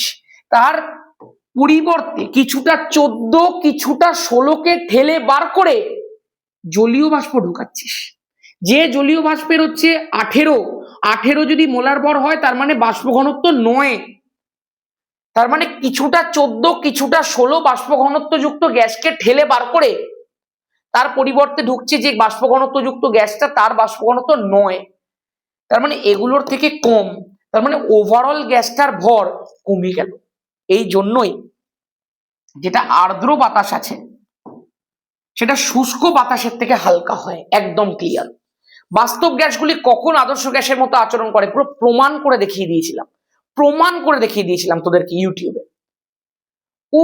মনে রাখতে বলেছি, মানে উচ্চ উষ্ণতা, এবং আরেকটা মনে রাখতে বলেছি সেটা হচ্ছে নিম্নচাপ। এই উচ্চ উষ্ণতা নিম্নচাপ শুধু এটা বলিনি, কিন্তু আমি কিন্তু প্রমাণ করে তোদেরকে দেখিয়ে দিয়েছিলাম। সবকটা ভিডিও যারা দেখেছে পরপর তারা এগুলো সব জানে। গেলুসাকের চাপ আয়তনিক সূত্র, এই গ্যাস আয়তনিক সূত্রটি বিবৃত করো। গ্যাসের ঘনত্বের মান কখন সর্বোচ্চ হয় কখন সর্বনিম্ন হয়। গেলুসাকের গ্যাস আয়তনিক সূত্র পরীক্ষাতে খুব কম এসছে, বিভিন্ন স্কুলের মধ্যেও খুব কম দিয়েছে, বাট এই সূত্রটা খুব ইম্পর্টেন্ট একটা সূত্র। যদিও সূত্রটা মাথামুন্ডু নেই কিছু, খুব পাতি একটা সূত্র এবং খুব বেসলেস একটা সূত্র, বাট সূত্রটা ভালো। সূত্রটা কি? এইটা হচ্ছে সূত্রটা। বলছে বিক্রিয়া অংশগ্রহণকারী বিক্রিয়ক গ্যাসগুলি সমচাপ ও উষ্ণতায় তাদের আয়তনের সরল অনুপাতে বিক্রিয়া করে। সরল অনুপাত মানে যেটাকে আর লঘু করে দেওয়া যায় না, যেটাকে আর ছোট করা যায় না, একদম লঘিষ্ঠ অনুপাতে রিয়াকশন করে, একবারে সরল অনুপাতে রিয়াকশন করে। এবং বিক্রিয়াজাত পদার্থ যদি গ্যাসীয় হয়, তবে সেই একই চাপ ও উষ্ণতায় সেই বিক্রিয়াপ্রাপ্ত পদার্থের আয়তনটাও বিক্রিয়ক গ্যাসগুলোর আয়তনের সঙ্গে সরল অনুপাতে থাকে। দাদা মাথা মুন্ডু কিছু বুঝলাম না, আমিও বুঝলাম না, চল একটুখানি করে দেখি। দেখ ভালো করে মন দিয়ে। ধর আমি তোকে বললাম হাইড্রোজেন অবশ্যই একটা গ্যাস, ক্লোরিন অবশ্যই একটা গ্যাস, দুটো একসাথে যুক্ত হচ্ছে। তুই আমাকে বলতো, তোকে বলেছে বিক্রিয়া অংশগ্রহণকারী বিক্রিয়ক গ্যাসগুলি একই চাপ উষ্ণতায় তাদের আয়তনের সরল অনুপাতে বিক্রিয়া করে। আমি ধরে নিচ্ছি, তুই চিন্তা করে দেখ, এক আয়তন হাইড্রোজেনের সঙ্গে এক আয়তন ক্লোরিনের রিয়াকশন হচ্ছে, তাহলে এদের আয়তনের অনুপাত কত? 1:1। একদম পরিষ্কার, একদম পরিষ্কার। তুই এখানে অনুসংখ্যার অনুপাত আর আয়তনের অনুপাত একই ধরে নিতে পারিস, তাহলে 1:1 অনুপাতে রিয়াকশন হচ্ছে। তুই ধরে নে এই রিয়াকশনের ফলে হাইড্রোজেন আর ক্লোরিন যুক্ত হয়ে কি তৈরি করে? HCl তৈরি করে। HClটা তো একটা গ্যাসই রে ভাই। এবার HCl কে দাদা ব্যালেন্স করলে সামনে একটা 2 বসে, একদম। এইটা একটা সরল অনুপাত ছিল, এটাকে এত ভাঙা যায় না, এটাকে এত ছোট করা যায় না। এবার বিক্রিয়াজাত পদার্থটা যেটা তৈরি হয়েছে সেটাও একটা গ্যাস, তার আয়তনটা কত দেখতে পাচ্ছি আমি? সামনে 2 দেখতে পাচ্ছি। এবার তিনটের আয়তনের অনুপাত কর, হাইড্রোজেন, ক্লোরিন, HCl। দেখ এই যে অনুপাতটা তুই পেলি 1:1:2, তুই কি এটাকে আর ছোট করতে পারবি? পারবি না। এটাই তো বলেছে যে বিক্রিয়ক গ্যাসগুলি তাদের আয়তনের সরল অনুপাতে রিয়াকশন করে, এবং বিক্রিয়াজাত পদার্থ যদি গ্যাসীয় হয় তবে সেই একই চাপ উষ্ণতায় তার আয়তনটাও বিক্রিয়ক আয়তনগুলির সঙ্গে সরল অনুপাতে থাকে। একদম ক্লিয়ার, একদম ক্লিয়ার। আরেকটা এক্সাম্পল দেবো, ভুড়ি ভুড়ি এক্সাম্পল আছে। SO2 gaseous plus O2 gaseous, দুটো মিলে তৈরি করে SO3 গ্যাসিয়াস। সামনে 2 বসা, সামনে 2 বসা, দেখ ব্যালেন্স হয়ে গেছে, একদম হয়ে গেছে। তুই জাস্ট ভাব, বিক্রিয়ক গ্যাসগুলো গ্যাসীয়, বিক্রিয়ক গ্যাসগুলো বলছি, বিক্রিয়ক পদার্থগুলো গ্যাসীয়, এদের আয়তনের অনুপাত কত বল? 2:1। আর ছোট করতে পারছিস? পারছিস না। তার মানে আয়তনের সরল অনুপাতে রিয়াকশন করেছে। বিক্রিয়াজাত পদার্থটাও কি বল? গ্যাসীয়। এবার তার আয়তনটা কত? আরো 2, তার মানে এর সঙ্গে একটা 2 অনুপাত করে দে। দেখ এটাও একটা সরল অনুপাত, এটাকে ভাঙতে পারছিস? আর পারছিস না। একদম ক্লিয়ার আছে, ক্লিয়ার আছে, ক্লিয়ার আছে। চলো, আচ্ছা এবার কি বলেছে? বলেছে গ্যাসের ঘনত্বের মান কখন সর্বোচ্চ হয়, কখন সর্বনিম্ন হয়। ঘনত্ব মানে কি দেখলি তোরা? D=PM/RT দেখেছিস, তাই তো? আমরা দেখতে পেয়েছি ঘনত্ব P এর সঙ্গে সমানুপাতিক, ঘনত্ব T এর সঙ্গে ব্যস্তানুপাতিক। একদম ক্লিয়ার। তো ঘনত্বটা সর্বোচ্চ কখন হবে? ঘনত্ব কখন ম্যাক্সিমাম হবে বল? ঘনত্ব যখন ম্যাক্সিমাম হতে চাইবে তখন পিটাকেও ম্যাক্সিমাম হতে হবে, কারণ পি যত বাড়বে ঘনত্ব তত বাড়বে। তাহলে ঘনত্ব ম্যাক্সিমাম হবে যদি প্রেসারটা ম্যাক্সিমাম হয়। তার মানে প্রেসার যদি তার সর্বাবস্থায় থাকে তখন ঘনত্ব ম্যাক্সিমাম হবে। আরেকটা জিনিস বলতে হতো, যে টেম্পারেচারটা যদি বাড়ে তাহলে তো ঘনত্ব কমবে, কিন্তু টেম্পারেচারটা যদি কমে, যেহেতু ব্যস্তানুপাতিক আছে, তাহলে কিন্তু ঘনত্বটা বাড়বে। তার মানে প্রেসারটা যদি ম্যাক্সিমাম হয় তাহলে ঘনত্ব বাড়বে, ম্যাক্সিমাম হবে। টেম্পারেচারটা যদি মিনিমাম হয়, টেম্পারেচারটা যদি মিনিমাম হয় তাহলেও ঘনত্বটা ম্যাক্সিমাম হবে। তাহলে দুটো কন্ডিশন, প্রেসারকে ম্যাক্সিমাম হতে হবে কারণ সমানুপাতিক আছে, টেম্পারেচারের সঙ্গে ব্যস্তানুপাতিক আছে বলে টেম্পারেচারটাকে মিনিমাম হতে হবে। একদম ক্লিয়ার আছে। আর সর্বনিম্ন কখন হয় তুই কমেন্ট সেকশনের মধ্যে লিখে জানা। নেক্সট বলছি একটি গ্যাস প্রসারিত হওয়ার সময় PV² ধ্রুবক সূত্র মেনে চলে দেখাও যে প্রসারণের সময় গ্যাসটি শীতল হয়। মারাত্মক গুরুত্বপূর্ণ প্রশ্ন। যারা আমার অনেক দিন ধরে আমার ভিডিওগুলোকে ফলো করছিস তারা এই প্রশ্নগুলোকে এবার পারবি, কারণ এই প্রশ্নটাকে আমি কোনো না কোনো একটা SAQ এর মধ্যে করিয়ে দিয়েছিলাম। ঠিক আছে, চল দেখি করি। কয়েকদিন খুব চাপ হয়ে যাচ্ছে আসলে আমি 3টে ক্লাসই পড়াই, 10, 11, 12, আর 3টে ক্লাসেরই পরীক্ষা। আমার মারাত্মক ঘুম পাচ্ছে, বিশ্বাস করে। এখন এই আজকেও রাত হয়ে গেছে, আজকেও এখনো বাজে 3:24। দেখেছিস প্রত্যেকটা দিন আসলে এই সময়টা ছাড়া আমার আর ভিডিও করার সময় হচ্ছে না, সারাদিন কাজ থাকছে। বাট আমি তো ওদেরকে আগেও বলেছি যে আমি শুধুমাত্র ইউটিউব করি না, বা আমার প্রফেশন এই ইউটিউবটা নয়। যারা ভাবে যে দাদা বুঝি টাকার জন্য ভিডিও দিচ্ছে, ভাই আমি আর ইউটিউব থেকে সত্যি কথা বলতে ওই অ্যাডসেন্স রেভিনিউ যেটা তোরা ভাবিস, ইউটিউবের অ্যাডসেন্স রেভিনিউ সেই রকমও নয়, এডুকেশনাল চ্যানেলে তো নয়, এটা তো একদম পরিষ্কার ব্যাপার। অন্যান্য চ্যানেলের ক্ষেত্রে অ্যাডসেন্স রেভিনিউ ভালোই আছে, এডুকেশনাল চ্যানেলের ক্ষেত্রে একটু কমই হয়। সেইটা কোনো ফ্যাক্টরই নয় ভাই। আমি কখনো ওই অ্যাডসেন্স রেভিনিউর জন্য রাত্রি 3:30টার সময় দাঁড়িয়ে দাঁড়িয়ে ভিডিও করতাম না, টু বি ভেরি অনেস্ট। তো এটাই ব্যাপার, একটা প্যাশন থাকে। যদি প্রফেশন সবকিছু থাকতো না, মানুষ কখনো রাত্রি 3:30টার সময় প্রফেশন ফলো করে না। কেউ রাত্রি 3:30টার সময় দাঁড়িয়ে এখানে ভিডিও করছে, তার মানে সেটা সে প্রফেশনালি করছে না ভাই, সে প্যাশনেটলি করছে। প্রফেশনাল হলে না একটা জায়গায় গিয়ে মানুষ আটকে যায়। আমি কোনোদিন ছুটি নিই না, কোনোদিন ব্রেকও নিই না, কোনোদিন বলিও না যে আমি আজকে আমার ভালো লাগছে না, আমি করবো না। আমি এখানেই দাঁড়িয়ে থাকি। যদি সকালে না করতে পারি তো আমি রাতে করি, কিন্তু করে আমি তোদেরকে দিই। কিছুদিন পর থেকে 11কেও দেবো, ব্যাস সেটাই ব্যাপার। ঠিক আছে, চল। বলছে একটা গ্যাস প্রসারিত হওয়ার সময় পিভি স্কোয়ার ইকুয়াল টু ধ্রুবক মেনে চলে, দেখাও যে প্রসারণের সময় গ্যাসটি শীতল হয়। তাহলে পিভি স্কোয়ার ইকুয়াল টু ধ্রুবককে আমি কে ধরে নিই? তাহলে পিভি স্কোয়ার মানে PV into V equal to ধ্রুবক। এবার তুই আমাকে একটা কথা বলতো, এই যে পিভি রয়েছে সেই পিভিটাকে আমরা কি লিখতে পারি বল? এনআরটি লিখতে পারি। ইন্টু কি রয়েছে বল? ভি ইকুয়াল টু কি রয়েছে বল? কে। একদম ক্লিয়ার। এবার তুই আমাকে একটা কথা বলতো ভাই, তোকে এখান থেকে আমি যদি বলি যে তুই টি এর সমীকরণ কি বার করতে পারবি, তুই বলবি দাদা টি ইকুয়াল টু লেখা যায় কে বাই এন আর ভি। আমি বললাম একদম। দেখ এন আর আর এই যে ভি আছে সেই পুরোটাকে আমি কে এর তলায় পাঠিয়ে দিলাম, তাহলে T equal to K by N R V লেখা যায়, একদম পরিষ্কার। আচ্ছা তুই আমাকে একটা কথা বলতো, তুই আমাকে জাস্ট একটা কথা বলতো, কেটা তো একটা ধ্রুবক ছিলই, একটা গ্যাসের ক্ষেত্রে তো মোল সংখ্যাটা ধ্রুবক, সার্বজনীন গ্যাস ধ্রুবক তো এমনিতেই ধ্রুবক, তার মানে টি ইকুয়াল টু ধ্রুবক ইন্টু 1/v লেখা যায়। তুই বলবি হ্যাঁ দাদা একদম লেখা যায়, শুধুমাত্র এই ভিটাই তো বালিকা বাঁকড়া পড়ে আছে, বাকি সবাই তো ধ্রুবক, তার মানে টি প্রপোর্শনাল টু 1/v লেখা যায়। তুই বলবি হ্যাঁ দাদা একদম লেখা যায়, একদম লেখা যায় যদি পিভি স্কোয়ার ইকুয়াল টু ধ্রুবক মেনে চলে। একদম PV square PV into V করলাম, পিভি আর এনআরটি লিখলাম, এনআরটির মধ্যে এন আর ভি এই তিনটেকে আমি কে এর তলায় পাঠিয়ে দিলাম, শুধুমাত্র টিটাকে রেখে দিলাম। আমি দেখতে পাচ্ছি কে আর এন আর এই দুটোই এই তিনটেই ধ্রুবক, তাহলে আমি তিনটের জায়গার মধ্যে ধ্রুবক বসিয়ে দিলাম, ইন্টু পড়ে আছে 1/v, তাহলে টি প্রপোর্শনাল টু 1/v হয়ে গেল। তার মানে এবার কি বুঝতে পারছিস, গ্যাসটা প্রসারিত হচ্ছে, প্রসারিত হচ্ছে মানে তার আয়তন বাড়ছে।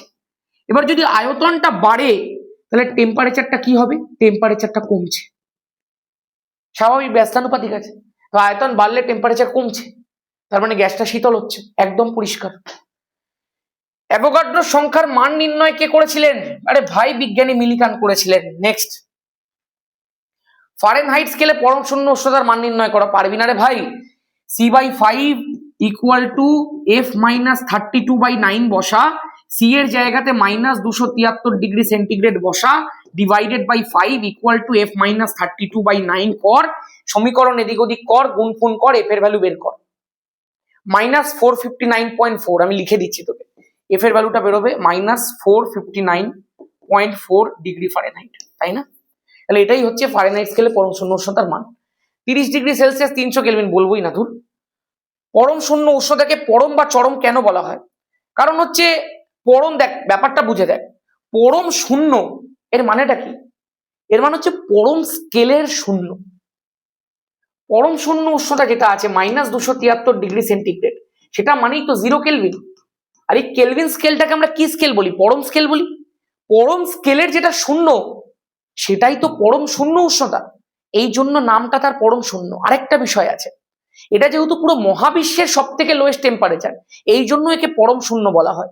এই টেম্পারেচারে যেহেতু গ্যাসের চাপ আয়তনটা 0 হয়ে যায় আদর্শ গ্যাসের, সেই জন্য একে পরম শূন্য বলা হয়। একদম ক্লিয়ার।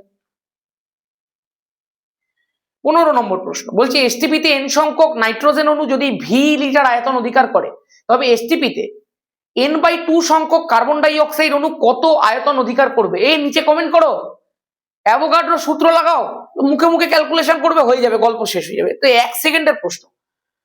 এই প্রশ্নটা দেখতে আমি করিয়ে দিয়েছিলাম, এই প্রশ্নটা আমি করিয়ে দিয়েছিলাম।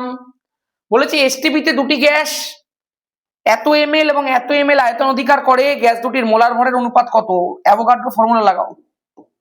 কারণ একই চাপ ও উষ্ণতা এসটিপি বলে দিয়েছে, তাহলে অ্যাভোগাড্রোর ফর্মুলা কি? V1/N1 V2/N2, একদম ক্লিয়ার। সমভরের বলে দিয়েছে, সমভরের বলে দিয়েছে, তার মানে তুই এক কাজ কর, V1/V2 কর ইকুয়াল টু N1/N2 হয়ে যাবে। N1টাকে তুই লিখতে পারিস W/M1, কারণ W1 লিখে লাভ নেই, সেই তো সমভর, তাহলে W/M1, এটা হয়ে গেল W/M2, একদম ক্লিয়ার।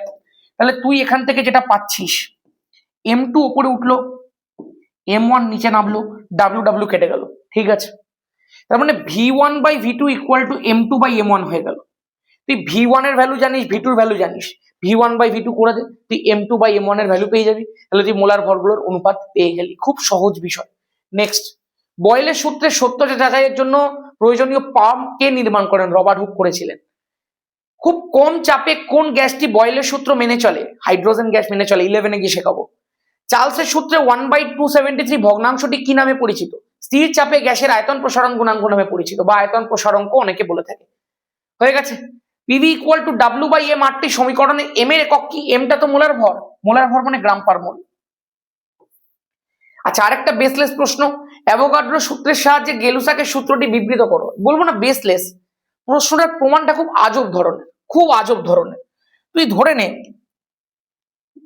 এ এবং বি বিক্রিয়া করছে, বিক্রিয়া করে সি তৈরি করছে, রাইট? তুই ধরে নে এ গ্যাসের এ সংখ্যক অণু বিক্রিয়া করছে, বি গ্যাসের বি সংখ্যক অণু বিক্রিয়া করছে, করে সি গ্যাসের সি সংখ্যক অণু তৈরি করছে। এটা বড় হাতে সি আছে, এটা ছোট হাতে সি আছে, ঠিক আছে। তাহলে আমি এ গ্যাসের এ সংখ্যক অণুর সাথে বি গ্যাসের বি সংখ্যক অণুর মারামারি লাগিয়ে দিচ্ছি, তার ফলে তারা সি গ্যাসের সি সংখ্যক অণু তৈরি করছে, ঠিক আছে।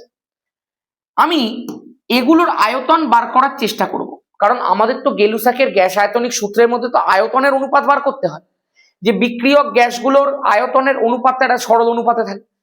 তো আমি ধরে নিচ্ছি, যদি আমি এই তিনটে গ্যাসকে ভি আয়তনে নিয়ে নিই, তাহলে এই প্রত্যেকটার মধ্যে এন সংখ্যক অণু থাকবে। কারণ অ্যাভোগাড্রো বলে গেছিলেন একই চাপ ও উষ্ণতায়, প্রত্যেকটাকে আমি একই চাপ ও উষ্ণতায় নিয়ে নিয়েছি। সম আয়তন যদি আমি সকল গ্যাসকে নিয়ে নিতে পারি, আমি ধরে নিলাম আমি প্রত্যেকটা গ্যাসকে ভি আয়তন নিয়ে নিয়েছি, তার মানে সম আয়তন সকল গ্যাসে অণুর সংখ্যাটা সেম আছে। তার মানে প্রত্যেকটাকে যদি আমি ভি আয়তন নিয়ে নিই, তাহলে প্রত্যেকটার মধ্যে এন সংখ্যক অণু থাকবে, বলে একদম। তার মানে তুই মানতে বাধ্য এন সংখ্যক এ গ্যাসের অণুর আয়তন ভি, একদম ক্লিয়ার। তাহলে যদি আমি বলি যেটা এক্স্যাক্টলি এর অণু সংখ্যা মানে এ, ছোট হাতের এ, তাহলে এন সংখ্যক এ অণুর আয়তন ভি, তাহলে ছোট এ সংখ্যকের আয়তন কত হবে? যদি আমি এরকম ভাবে একদম সিম্পলিফাই করি, এন সংখ্যকের আয়তন যদি ভি হয়, তাহলে একের আয়তন কত? V/N। তাহলে এ গ্যাসটাকে নেওয়া হয়েছে, এটাকে নেওয়া হয়েছে কত সংখ্যক অণু? এ সংখ্যক অণু। তাহলে যদি এন সংখ্যক অণুর আয়তনটা ভি হয়, তাহলে ছোট এ সংখ্যক অণুর আয়তন VA/N হবে। ব্যাপারটা বুঝলাম? খুব জটিল ক্যালকুলেশন আমি জানি। এ আর বি বিক্রিয়া করে সি তৈরি করছে। এ গ্যাসের আমি ছোট এ সংখ্যক অণু নিয়েছি, বি গ্যাসের আমি ছোট বি সংখ্যক অণু নিয়েছি, নিয়ে আমি মারামারি করিয়েছি, সি সংখ্যক অণু সি গ্যাসের তৈরি হয়েছে। আমাকে এগুলোর আয়তন বার করতে হবে। আয়তনগুলো তো আমার কাছে গিভেন নেই। আমি ধরে নিলাম আমি প্রত্যেকটা গ্যাসকে ভি আয়তন নিয়েছি, নিয়ে আমি দেখতে পাচ্ছি প্রত্যেকটার মধ্যে এন সংখ্যক অণু আছে। তার মানে যদি আমি এ গ্যাসের ক্ষেত্রে ভাবি, তাহলে ওই এন সংখ্যক অণুর আয়তনটা ভি। তাহলে আমি যতগুলো অণু নিয়েছি এ সংখ্যক অণু, তার আয়তনটা VA/N। বি এর ক্ষেত্রে বি সংখ্যক অণুর আয়তন VB/N, একদম ক্লিয়ার। সি এর ক্ষেত্রে সি সংখ্যক অণুর আয়তন VC/N, একদম ক্লিয়ার, একদম ক্লিয়ার। এই যে ABC যে অণু সংখ্যাগুলো আমি নিয়েছিলাম, সেগুলো এক একটা ক্ষুদ্র পূর্ণ সংখ্যা, যেগুলো এক একটা ক্ষুদ্রতম পূর্ণ সংখ্যা ভাই, যেগুলোকে আর কাটাবাটা যায় না। এবারে মন দিয়ে শোন, আমি যদি তিনটে গ্যাসের আয়তন করে দিই, আয়তনের অনুপাত করে দিই, দেখ এর আয়তন বেরিয়ে গেছে, বি এর আয়তন বেরিয়ে গেছে, সি এর আয়তন বেরিয়ে গেছে। আমি এর আয়তন ইস টু বি এর আয়তন ইস টু সি এর আয়তন করে দিচ্ছি, কারণ সিটাও একটা গ্যাসীয় পদার্থ। আমি জাস্ট দেখবো এদের আয়তনের অনুপাতটা একটা সরল অনুপাত বেরোয় কিনা। এর আয়তনটা কত V A by N, B এরটা কত ভিবি বাই এন, সি এরটা কত ভিসি বাই এন। দেখ V by N V by N V by N কেটে গেল, তাহলে A is to B is to C বেরিয়ে গেছে। যে A is to B is to C হচ্ছে এমন কি তিনটে সংখ্যা যাদেরকে আর কাটা যাবে না, তার ফলে এটা একটা সরল অনুপাত। এটার মাধ্যমে তুই প্রমাণ করতে পারলি অ্যাভোগাড্রোর সূত্রের মাধ্যমে। অ্যাভোগাড্রোর সূত্রটা কি? সময় আয়তন সকল গ্যাসের সমান সংখ্যক অনুপাত। তুই সেইটার মাধ্যমে গেলুসাকের সূত্রে নিয়ে চলে এলি, একদম ক্লিয়ার। নেক্সট, প্রমাণ বায়ুমণ্ডলীয় চাপ কি? গড় সমুদ্রপৃষ্ঠের 45 ডিগ্রি অক্ষাংশে 0 ডিগ্রি সেন্টিগ্রেড উষ্ণতায় 76 সেন্টিমিটার উচ্চ পারস্তম্ভের চাপকে প্রমাণ বায়ুমণ্ডলীয় চাপ বলে। বায়ুমণ্ডলীয় চাপ মাপার যন্ত্রের নামে ধূর তোরা অ্যান্সার কর নিচে কমেন্ট সেকশনে। গ্যাসের গতিশীলতার সপক্ষে যুক্তি দাও। ব্যাপন ভাই ব্যাপন। গ্যাসের অণুগুলোর বেগের এবং চাপের ওপর উষ্ণতার প্রভাব ডিসকাস করে দেওয়া হয়েছে। 0 ডিগ্রি থেকে 35 ডিগ্রি সেলসিয়াস উষ্ণতা বৃদ্ধিতে কোনো একটা গ্যাসের আয়তন 1 লিটার থেকে বেড়ে 1.128 লিটার হয়। এটা আগের দিন আমি ধামাকা ব্যাচে করিয়েছি এই অঙ্কটা, সেই জন্য আমার মনে হলো একটু ভালো অঙ্ক, ওই জন্য আমি তোদেরকে দিলাম। এরকম কতগুলো খুব সুন্দর সুন্দর কয়েকটা মোস্ট ডিফিকাল্ট অঙ্ক দিয়েছিলাম আগের দিন ধামাকা ব্যাচে। এখন অঙ্কের কিছুদিন আগে একটা প্র্যাকটিস করেছি মিক্সড অঙ্কের, এবং সেখানে আলো থেকে, চলতড়িৎ থেকে, গ্যাসের আচরণ থেকে এবং রাসায়নিক গণনা থেকে এমন কিছু অঙ্ক করেছি এগুলো একটা আনকমন টাইপের, যেগুলো ছেলেমেয়েরা পারে না ইউজুয়ালি। যেমন এরকম একটা অঙ্ক, তোদেরকে আমি গ্যাসের আচরণ থেকে, চলতড়িৎ থেকে, রাসায়নিক গণনা থেকে, তাপ থেকে, আলো থেকে মোস্ট কলোকুয়াল অঙ্ক, যেগুলো যেগুলো টেস্ট পেপারের মধ্যে খুব পছন্দের অঙ্ক দেয়, সেরকম কতগুলো অঙ্ক সিলেক্ট করব। সিলেক্ট করে একটা প্র্যাকটিস সেশন চালাবো, যাতে তোরা অঙ্কগুলোকে, যেগুলোকে প্র্যাকটিস তোরা অলরেডি এতদিন ধরে করেছিস, আমিও তোদেরকে বিভিন্ন সেটের মাধ্যমে অনেক অঙ্কই প্র্যাকটিস করিয়েছি, টু বি ভেরি অনেস্ট। তো সেই অঙ্কের সেশনটার মধ্যে আমি জাস্ট প্রত্যেকটা চ্যাপ্টার থেকে কিছু কিছু করে অঙ্ক রেখে একটু প্র্যাকটিস করিয়ে দেবো তোদেরকে, যাতে সেই রিদমটা থাকে তোদের মধ্যে, প্র্যাকটিসের রিদমটা। স্থির চাপে 0 ডিগ্রি থেকে 35 ডিগ্রি সেন্টিগ্রেড উষ্ণতা বৃদ্ধিতে কোনো গ্যাসের আয়তন 1 লিটার থেকে বেড়ে 1.12 লিটার হয়ে যায়। আচ্ছা, এর থেকে পরম শূন্যের মান সেলসিয়াস স্কেলে নির্ণয় করো। মানে তোকে পরম শূন্য সেন্টিগ্রেড উষ্ণতার ভ্যালুটা দিয়ে দেয়নি, তুই এখানে ধরতে পারবি না পরম শূন্য উষ্ণতার মান -273 ডিগ্রি সেন্টিগ্রেড, তোকে দিয়ে দেয়নি, তোকে ওটাই বার করতে বলেছে। বলেছি এর থেকে পরম শূন্যের মান সেলসিয়াস স্কেলে নির্ণয় করো। মহা ঝামেলার অঙ্ক কিন্তু। তো তুই ধরে নে পরম শূন্য উষ্ণতার মান হচ্ছে -T ডিগ্রি সেন্টিগ্রেড। যখন তুই পরম শূন্য উষ্ণতার মানটাকে -273 ডিগ্রি সেন্টিগ্রেড ধরতিস, তুই আমাকে একটুখানি ভেবে বলতো, ধর আমি তোকে বলতাম 0 ডিগ্রি সেন্টিগ্রেডকে কেলভিনে নিয়ে যা, তুই কত দিয়ে যোগ করতিস রে? 273 দিয়ে যোগ করতিস না? এই 273 ভ্যালুটা কোত্থেকে এলো? না এই 273টাই তুই এখানে লিখতিস, শুধু মাইনাসটাকে বাদ দিয়ে। তোকে যদি আমি বলতাম 35 ডিগ্রি সেলসিয়াসটাকে কেলভিনে নিয়ে যা, তুই কি করতিস? এই যে তোর 273টা আছে তুই সেটাকেই তুই এখানে যোগ করতিস। বাট এখন তো তুই -273 জায়গায় -T ধরেছিস, তার মানে এখন তোকে যদি কেলভিনে নিয়ে যেতে হয় তুই 273 যোগ করতে পারবি না ভাই। তোকে কত যোগ করতে হবে? তোকে টি যোগ করতে হবে, টি যোগ করতে হবে। আগে মাইনাস বাদ দিয়ে 273 যোগ করতাম, এখন মাইনাস বাদ দিয়ে টি যোগ করবো। একদম ক্লিয়ার? একদম ক্লিয়ার। তাহলে আমার T1 এর ভ্যালু দিয়ে দিয়েছে 0 ডিগ্রি সেন্টিগ্রেড প্লাস টি, মানে হয়ে গেল টি কেলভিন একদম। T2 এর ভ্যালু দিয়ে দিয়েছে 35 ডিগ্রি সেন্টিগ্রেড প্লাস টি, হয়ে গেল 35 প্লাস টি কেলভিন একদম। গ্যাসের আয়তনটা বলে দিয়েছে 1 লিটার থেকে বেড়ে 1.128 লিটার হয়, তার মানে V1টা হচ্ছে 1 লিটার আর V2টা হচ্ছে 1.128 লিটার। একদম ক্লিয়ার। বলছে এর থেকে পরম শূন্য, যেহেতু স্থির চাপ বলে দিয়েছে চার্লসের সূত্রই হবে। পরম শূন্যের মান সেলসিয়াস স্কেলে নির্ণয় করো। চার্লসের সূত্রের মধ্যে বসিয়ে দে, তুই টি এর ভ্যালু পেয়ে যাবি। টি এর ভ্যালুটাই তো পরম শূন্য উষ্ণতা, -Tটা।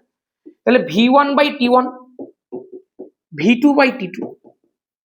তাহলে তুই আমাকে বল V1 এর ভ্যালু কত? 1। T1 এর ভ্যালু কত?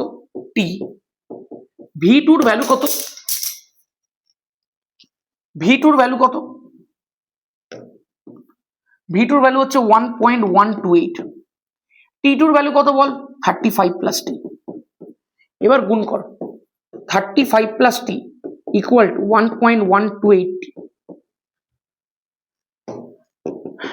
টিটাকে এদিকে নিয়ে যা, তাহলে হয়ে গেল 0.128 টি ইকুয়াল টু, কারণ টিটাকে এদিকে নিয়ে গেলে -3 হয়ে যাবে। 1.128 -1, তার মানে 0.128, একদম ক্লিয়ার। ইকুয়াল টু 35, তার মানে টি এর ভ্যালুটা বেরোচ্ছে 35/0.128। আমার এখন এত ক্যালকুলেশন করার মতো সময় হবে না, রাত হয়ে গেছে।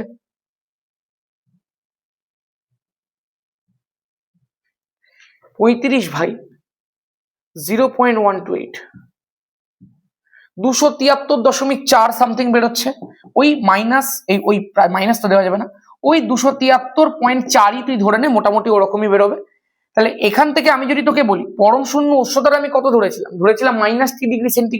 তাহলে পরম শূন্যের মানটা কত বেরোচ্ছে? পরম শূন্যের মানটা বেরোচ্ছে -3°C, মানে -273.4°C। তাহলে এটাই হয়ে গেল পরম শূন্য উষ্ণতার মান। আশা করবো ক্লিয়ার। ক্লিয়ার? এইভাবে তোকে কিন্তু এই অঙ্কটাও দিয়ে দিতে পারে, এগুলো কিন্তু একটু কঠিন অঙ্ক। 15°C উষ্ণতায় কিছু পরিমাণ গ্যাসের আয়তন 400 সিসি সমচাপে বলে দিয়েছে, মানে কার ফর্মুলা তুই শিখে গেছিস। এত ডিগ্রি ফারেনহাইট উষ্ণতায় গ্যাসের আয়তন কত হবে, পুরো পাতি অঙ্ক।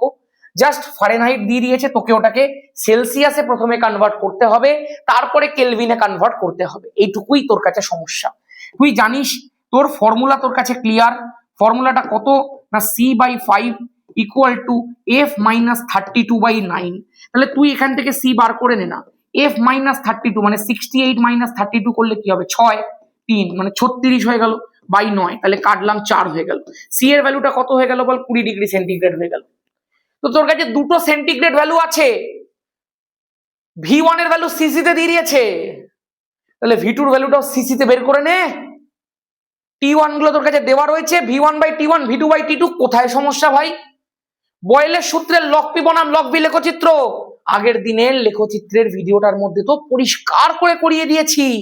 তাহলে গিয়ে লেখচিত্রের ভিডিওটা একবার দেখে নে, তো সব লেখচিত্র একবারে ক্লিয়ার হয়ে যাবে পুরো বইয়ের। আগের দিনই দিয়েছে ভিডিওটা, এর আগের ভিডিওটাই ওটা। হয়ে গেল গ্যাসের আচরণের 20টা কোশ্চেন হয়ে গেল। এরপরে কি? রাসায়নিক গণনা। আলো দেব, রাসায়নিক গণনা দেব, একটা মিক্সড অঙ্কের সেট দেব, বলেছিলাম দেব তো দেব। তারপরে দেখবো কি করা যায়। অনেকে রাসায়নিক গণনা করে করে চিল্লাচ্ছিলে এতদিন ধরে। অ্যাকচুয়ালি আগে বড় চ্যাপ্টার গুলোকে আমার করার লক্ষ্যটা ছিল, ভাই বড় বড় চ্যাপ্টার না করে রাসায়নিক গণনা থেকে 3 নাম্বার আসবে মাত্র। 1 নাম্বার তো অলরেডি তোকে করিয়ে দিয়েছি 4-এর মধ্যে, আর 3 আসবে। 3-এর জন্য আমি কেন এগুলোকে বাদ দিয়ে ওটা আগে করাবো? ওটা করাবো, এগুলো আগে করাবো। ব্যাপারটা বুঝতে পেরেছিস? আমার তো ইচ্ছা যে আলো তার আগে করিয়ে দেওয়া। আলো থেকে 12 নাম্বার আসবে ভাই, মুখের কথা নাকি?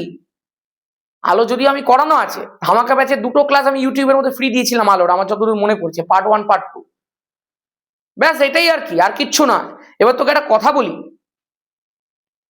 আমাদের সবকিছু মোটামুটি শেষ। এবার তুই জোর কদমে জাস্ট রিভিশনটা কর ভাই। তুই যেখান থেকে পড়েছিস যা পড়েছিস রিভিশন কর, সেলফ স্টাডি বিশেষ করে কর। বেশি ভিডিও এই সময় দেখিস না।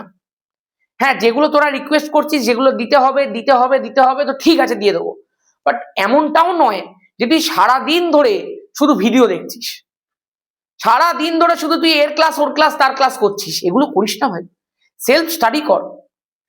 তোর কাছে মেটেরিয়াল সব আছে, তুই এবার সেলফ স্টাডি কর। যত নিজে পড়বি তত ভালো, যত প্র্যাকটিস করবি তত ভালো। বেশি ইনফরমেশন গ্যাদার করে দিলে না লাস্টে পুরো ঘেটে যাবে।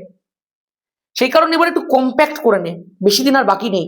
পুরো কম্প্যাক্ট কর যে আমি এটাই পড়বো, এটাই বারবার করে রিভাইজ করবো। এখন করতে থাকে এগুলো, আর সময় নেই কিন্তু ভাই, করে নে ভালো করে। আজকের মতো এখানেই, সবাই ভালো করে পড়। গুড লাক সবাইকে। এরকম ভাবেই তোদের জন্য যেটা বলবি আমি করে দেওয়ার চেষ্টা করব। লাস্টের কয়েকদিন বাকি আছে, আমি আছি ভাই, তুই চাপ নিস না, তুই পড়তে থাক, ঠিক আছে? আজকের মতো এখানেই, ভালো থাকিস, সুস্থ থাকিস, জয় ধামাকা।